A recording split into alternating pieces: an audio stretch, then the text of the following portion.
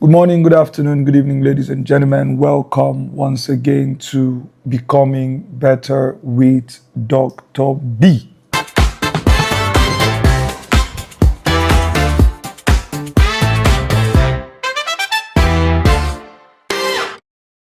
If you've not subscribed to this channel, what are you waiting for? Don't be a wicked person. Even if you want to be wicked, subscribe to this YouTube channel so that you can learn how to be consistent with your wickedness.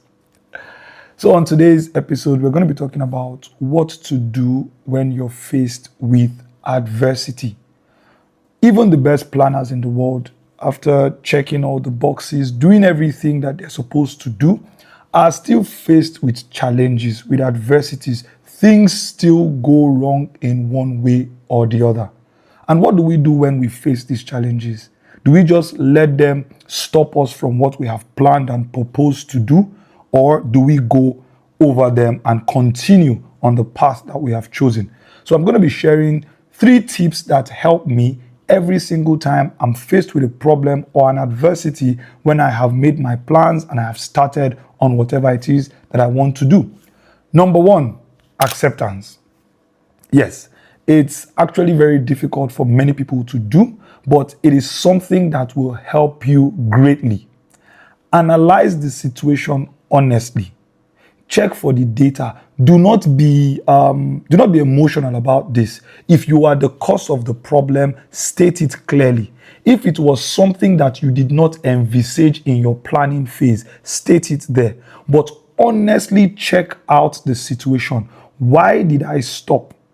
Why did I get stuck? Or why is this thing not working out for me? Analyze the situation honestly and truly. Do not be delusional in this phase.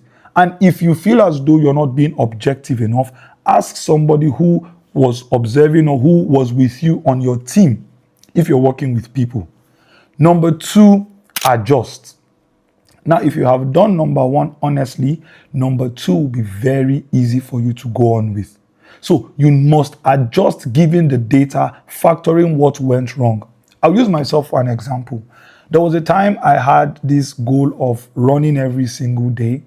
And on this very day, I had proposed to do 10 kilometers and nothing was going to stop me. So I went out and it was raining. Well, it was more like drizzling. So I thought, okay, it's just a little drizzle. I will run through it, right? And then I started going on my run. And by the time I was done, I think I did about 11 kilometers that day and some more. When I was done, I think for the next few months, I couldn't work out or run again because I felt terribly ill after that run. And that was the problem. When I analyzed it, I discovered that it was because I ran under the rain and I'm not built like that. I'm sorry. Maybe other people are built like that, but I'm not built like that. So I had to analyze that and accept it. And by the time I accepted, I adjusted immediately. So the next time I had a challenge or I wanted to start working out, I made alternative plans to whenever it was raining. I got a skipping rope.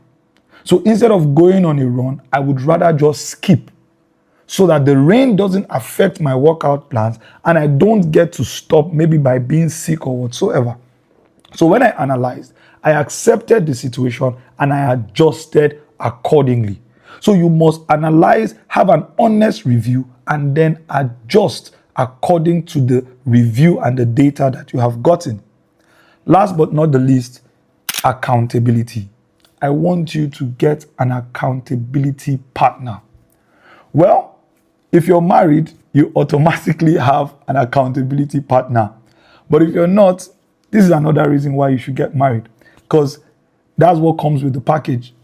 In the example that I just shared earlier, anytime I want to go out and it's raining, my wife automatically stops me and she reminds me, she doesn't fail to do that, to remind me that this is what happened the other time. Don't make the same mistake again.